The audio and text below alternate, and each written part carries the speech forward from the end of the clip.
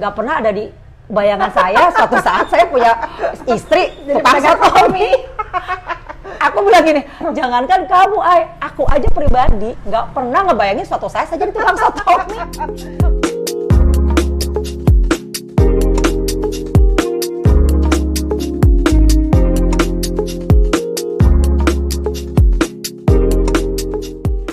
Inspirasi.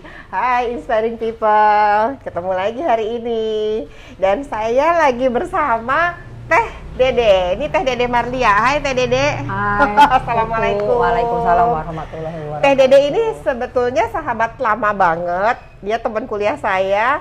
Kita udah ya 25 tahun kali ya.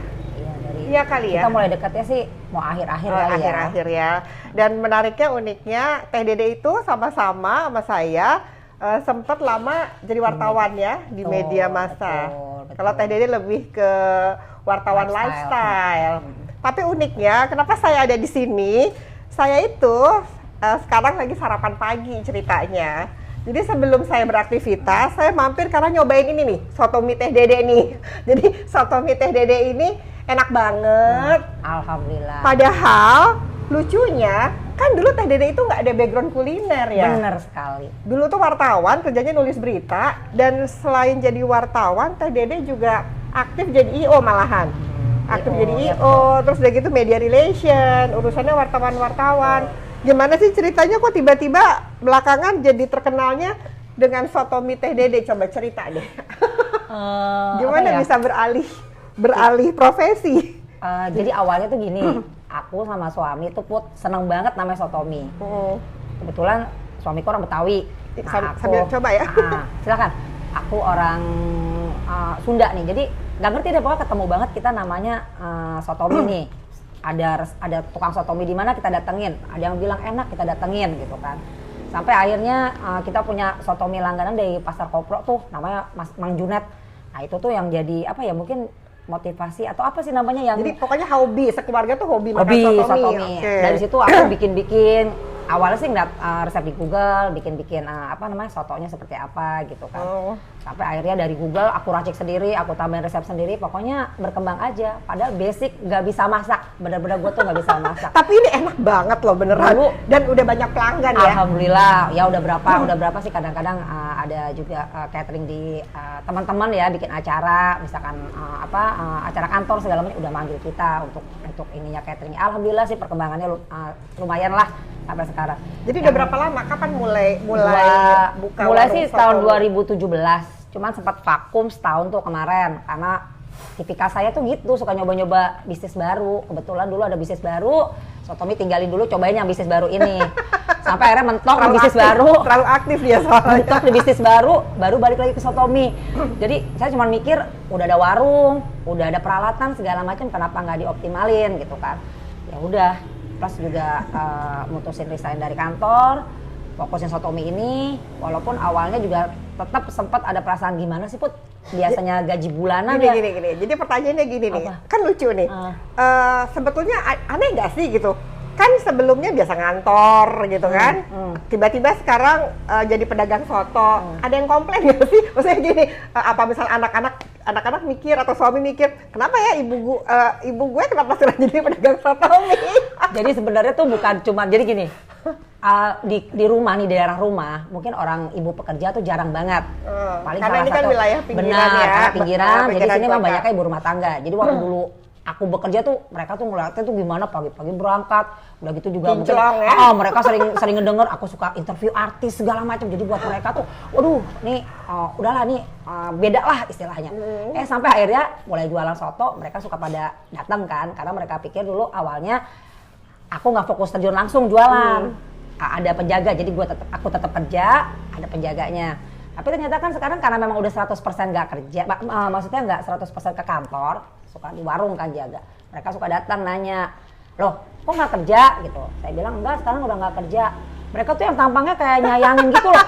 Sayang banget saya udah nggak kerja, kenapa jualan soto? Aku bilang emang kenapa Bu? Saya udah capek kerja Bu, pagi-pagi kena macet, pulang kerja kena macet. Udah deh, mungkin waktu saya sekarang udah harus di rumah gitu ya. Salah satunya usaha soto mie ini. Tapi ntar lo, pertanyaan nih, sebenarnya kan kalau jadi pengusaha justru lebih punya peluang untuk untung besar dong ya?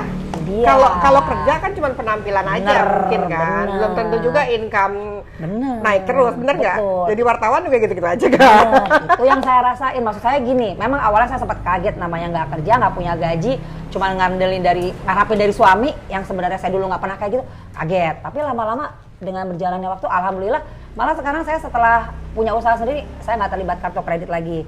Kasarnya nggak pernah membelanjakan sesuatu yang sebenarnya saya nggak mampu, tapi karena konsumtif, jalan-jalan sama temen ke mall waktu masih kerja kan. Iya ya. Nah, Biasa sekarang tuh gitu. enggak, betul. Sekarang sih kita. Sekarang Dulu alhamdulillah kayak gitu. aku udah bisa ninggalin kartu kredit, bener-bener jadi ngeluarin uang tuh sesuai dengan kebutuhan istilahnya kan. Tapi balik lagi tadi masalah yang mungkin agak lucu nih. Gimana tuh? Yang tadi ada tetangga. Cerita-cerita lucu Nah, setelah tetangga beralih komplain. profesi. Tetangga Jadi pedagang komplain. soto. Kenapa kok saya mau jadi tukang soto mie? Saya ceritalah ke suami saya nih. Saya cerita, ay tadi sering banget loh saya ada orang belanja ke warung, saya layanin. Mereka tuh bilang, sayang banget sih sekarang jadi tukang soto mie, kenapa nggak kerja lagi? Saya bilang gitu kan. Ternyata suami saya ngomong kayak gini, emang sih Nda, saya juga nyayangin. Loh, kok kamu nyayangin? Kenapa emangnya? Aku bilang gitu kan. Ya enggak, masalahnya gini kan, kamu sarjana, kata dia. Terus saya jujur Indah ya, jujur dari pertama saya married sama kamu tuh nggak pernah ada di bayangan saya suatu saat saya punya istri tukang soto mie.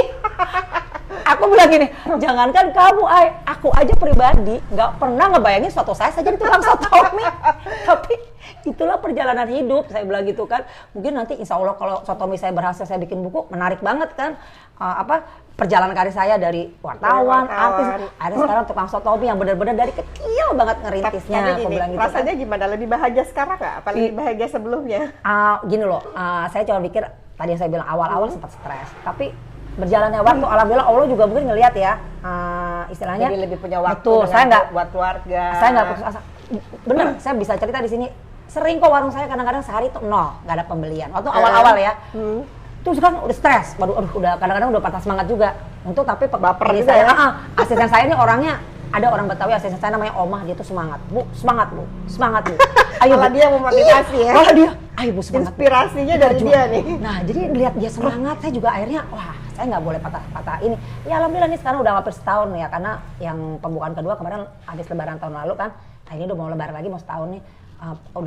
Pergerakannya cukup bagus. Apalagi sekarang udah pakai GoFood. Benar, ya. nah itu ada GoFood. Saya juga insya Allah mau Grab.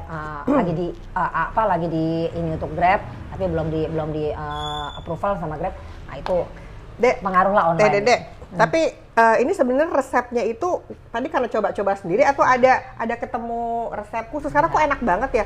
Ini bener ya. Saya itu juga penggemar soto mie. Sering beli soto mie di mana-mana, tapi setelah nyobain soto mie Teh Dede ini saya udah sering banget. Saya makanya kadang ini kan lokasinya ada di Kreo ya. Saya tuh sering bela-belain loh dari rumah saya di Cibubur atau dari kantor saya di Sudirman ke sini hanya untuk menikmati soto. Karena memang beda banget. Soto terenak, soto mie terenak. Nah itu dari mana tuh resepnya? Jadi ya tadi racik sendiri aja. Jadi gini, mungkin percaya nggak percaya ya, ibu saya almarhum tuh pintar masak. Cuman emang nggak ada yang turun ke anak nih ini, karena memang ibu saya dulu salah, dia nggak pernah membiasakan anak perempuannya untuk ke dapur. Oh jadi anak perempuannya disuruh belajar Nah aja? bukan, kalau ke dapur dia malah gini, duh mama repot deh, kamu. Nah jadi akhirnya aku sama kakakku tuh nggak pernah kenal namanya bumbu masak.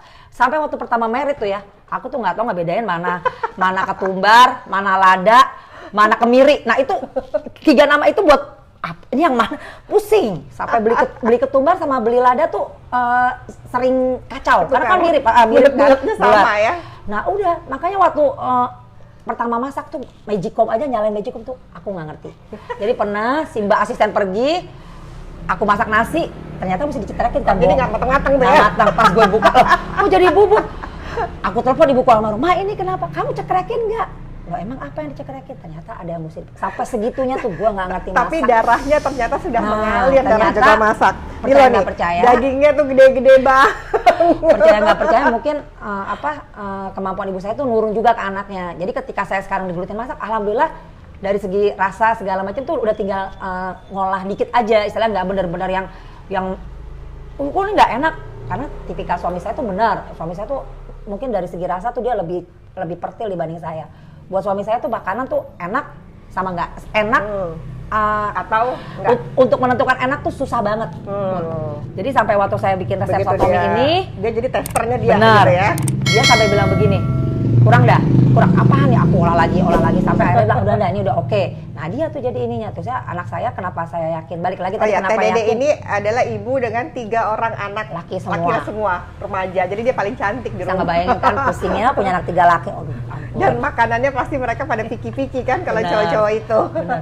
Nah jadi tadi balik lagi kenapa saya akhirnya berpikir untuk buka Sotomi. Anak saya yang sulung tuh tipikalnya kayak ayahnya, dia sangat pertil namanya rasa. Dia bisa bilang kalau sesuatu yang enak dia bilang nggak enak gitu kan. Nah dia nyobain Sotomi, dia bilang gini, Bunda ini siapa yang buat, Bunda beli di mana? Enggak, Bunda buat sendiri. Ah, masa sih? Dia nggak percaya kayak dia ngeliatin aku, nggak mungkin deh, masa Bunda buat? Iya, ya udah kalau gitu Bunda jualan aja. Aku yakin deh insya Allah nih Bu. Jadi inspirasi juga dari alam ya, anak sulungnya ya. Tapi pas saya jualan, dia sempat dong, namanya anak ABG ya, mungkin dia ngelihat merasa. Pas 3 SMA ya. Waktu saya mulai jualan dia 1 SMA tuh, baru mulai masuk SMA. Dia mungkin ada perasaan, ibu gue kok tukang Sotomi. Dia ada perasaan. Malu lah ya, gitu gengsi gitu. Agak-agak, Bunda, kenapa sih Bunda Sotomi? Apa Bunda nggak kerja? Sempat pertanyaan kayak gitu. Akhirnya saya jelasin, Nak, orang tuh malah yang bisa besar tuh dari pengusaha. Entrepreneur ya. Memang Bunda sekarang ngeliatnya Sotomi Bunda barunya kecil, tapi nanti insya Allah berkembang. Akhirnya dia mikir, diajak temannya pada seneng. Jadi kalau kesini teman-temannya tuh, Bunda jangan dikasih gratis, dia suruh pada bayar. Mereka tuh kesenangan mampir ke rumah karena makan Sotomi Bunda kan. Wow. Jadi dari situ aku lihat, anak-anak ABG aja senang rasa Sotomi. Jadi ini padahal kan Sotomi itu identik dengan makanan orang tua, jadul ya. Jadi orang sekarang Teh Dede ini bisa buat Sotomi nggak hanya digemari oleh orang tua tapi juga oleh anak-anak muda. Betul. Gitu. Sampai pernah waktu ada acara di SMA-nya anakku inian, aku buka stand ya. Memang sih kalau dibandingin kita buka stand di acara orang tua lumayan jauh ya bedanya. Harganya pasti lebih murah pertama gitu ya. harga, kedua percepatan pembeliannya pun. Kalau di orang tua tuh aduh, bukannya sombong ya, kadang-kadang misalkan senam lansia nih, saya open booth Sotomi, orang lain mungkin baru pada mulai nata-nata, alhamdulillah saya mau udah habis 1 jam 100 porsi, 200 porsi tuh. Seger pagi-pagi makan beginian iya, cepet kan. habis. Nah, waktu kemarin di SMA anak saya sih agak lama, tapi ya itu tetap mereka pada datang. Tante, aku tuh ini loh, Sotomi Tante seger gini-gini, alhamdulillah saya bilang gitu kan. Sekarang gimana rencananya ke depan? Kayaknya akan mengembangkan warung sotonya ya, mau Jadi, dilebarin kayaknya. Jadi rumahnya ini nanti mau jadi warung soto. Alhamdulillah, mudah-mudahan. Rumahnya pindah nanti ke apartemen gitu ya. Amin ya Rabbal Alamin. Gimana plannya ke depan? Jadi gini, saya itu kan tipikalnya kalau memulai suatu tuh, apalagi kalau uang ada, itu memang nggak setengah-setengah. Jadi waktu tahun 2017 saya memulai usaha Sotomi, saya udah mikirin tuh, saya mau jualan yang keliling pakai motor dan rombong. Awalnya itu plannya. Akhirnya udah saya beli, semuanya saya beli. Saya punya 2 motor, 2 rombong. Cuma waktu itu punya gerobak juga 2. Nah, cuman waktu itu karena kondisinya yang tadi saya bilang, pegawai saya pulang kampung mudik lebaran, saya juga ada peluang bisnis baru nih yang sempat off ya? sempat selingkuh dengan bisnis ini. Emang nggak boleh selingkuh itu? Betul. selingkuh bisnis. Nah akhirnya sempat off tuh semuanya. Nah kemarin saya mikir lagi, orang tuh kan biasanya memulai sesuatu usaha tuh masalahnya di equipment ya, peralatan yang belum komplit. Nah kok saya peralatan udah ada, semua udah komplit, kenapa nggak dimulai lagi untuk ngejalanin yang keliling itu? Akhirnya insya Allah nanti. Oh jadi akan ada lagi nanti. Nah rencananya gitu. Rencananya Sotomi Teh Dede yang keliling tuh akan ada dua motor itu akan saya aktifkan. Itu di sekitar wilayah sini dulu aja ya. Kebetulan kan apalagi sekarang Ciledug setelah ada rute TJ Transjakarta yang koridor 13 tuh ya. Ini depan sini Ciledug Raya ya. Ciledug Raya. Nah itu kan memang istilahnya halte-haltenya itu kan emang rame ya. Rame, dan saya pikir itu peluang. Jadi saya rencananya nanti satu motor di yang arah sana, halte Baswe yang satu lagi, halte TJ, satu lagi di yang Puri Beta mungkin. Terus di rumah katanya mau buat juga nanti. Nah, di rumah rencananya di depan rumah tuh ada warung soto, tapi rencananya Teh Dede mau bikin juga di garasi ya. Bukan, jadi kan gini, ini warung soto saya kan minimalis banget, cuma cukup 3 orang. Cukup 3 orang itu pun udah adu pantat kali, udah sempit lah. Nah, kebetulan sebenarnya teman-teman tuh banyak banget yang mau bikin acara arisan segala macam tuh, kadang-kadang suka nelfon, Teh mau arisan di warung Teh. Aku bilang ya Allah nggak bisa ini cuma 3 orang, berapa sih arisannya? 8. Ya iyalah pangku-pangkuan saya bilang. Jadi ada berapa yang akhirnya saya skip karena memang lucu juga warung ya, nggak mungkin kan. Memang kadang-kadang kalau saya ada di rumah, kadang-kadang malah arisannya di dalam nih, jadinya udah nggak apa-apa di dalam rumah gitu kan. Tapi kan balik lagi, kalau ada suami saya kadang-kadang dia suka, itu siapa? Karena dia nggak pernah kenal dengan orang-orang yang arisan ini kan, dia perasaan nggak enak ya.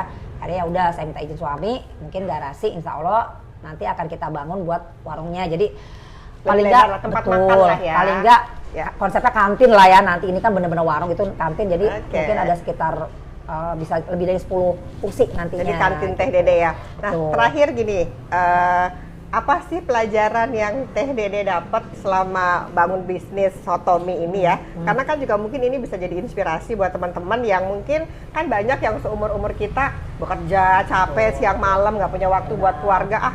Saya mau memulai bisnis aja deh. Jadi dong satu kalimat atau beberapa kalimat bijak untuk teman-teman yang mau memulai bisnis. Jadi intinya sih gini ya, memang balik lagi itu harus apa ya, punya keinginan yang kuat ya. Karena kalau enggak setengah-setengah, saya pun pernah ngerasain itu. Kalau kita setengah-setengah mulai bisnis, ketika contohnya deh seminggu nggak ada yang beli, pasti down tuh, Mundur. mundur. Gitu ya. Aduh kok begini ya? Karena memang namanya bangun bisnis tuh, bangun usaha tuh, mungkin jangan bisnis ya kesannya, kalau saya bilangnya bukan bisnis, usaha ya. Kayak masih belum pede kalau soto dibilang bisnis, soto bisa dibilang bisnis karena memang belum besar gitu. Jadi memang harus motivasi kita untuk itu terus kuat. Karena kalau enggak Berani aja ya, berani mencoba ya. Ya memang kalau ditanya berdarah-darah, tadi itu kan kita pemasukan cuma sedikit, sedangkan kita mesti belanja lagi untuk. Jadi ya harus dan balik lagi niat dikuatin, banyak doa, berani mulai. Saya pun terus terang kadang-kadang cuma mikir gini, mungkin kita selalu berpikir positif sama yang di atasnya, sama Allah. Saya selalu bilang gini, ketika sekarang mungkin soto mie saya belum bisa lari, masih baru tertati-tati, ya mungkin Allah bilang belum saatnya saya untuk lari.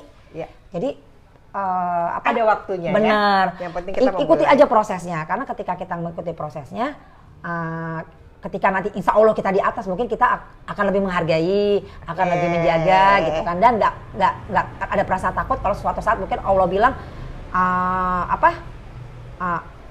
agak-agak jatuh atau gimana tuh, kita nggak ujian. Bener. Untuk kita naik kelas, betul, kita kan harus ujian-ujian dulu ya. Bener, Oke deh, Teh Dede, terima kasih buat sarapan paginya. Terima kasih banget. Terima kasih. Dah. Wassalamualaikum warahmatullahi wabarakatuh. Salam inspirasi. Oh ya, tunggu. Jangan lupa subscribe, like, sama klik ininya loh, ada lonceng di situ. Teh Dede juga ya, jangan lupa ya di subscribe ya. Bantu share juga. Ya, salam inspirasi. Bye.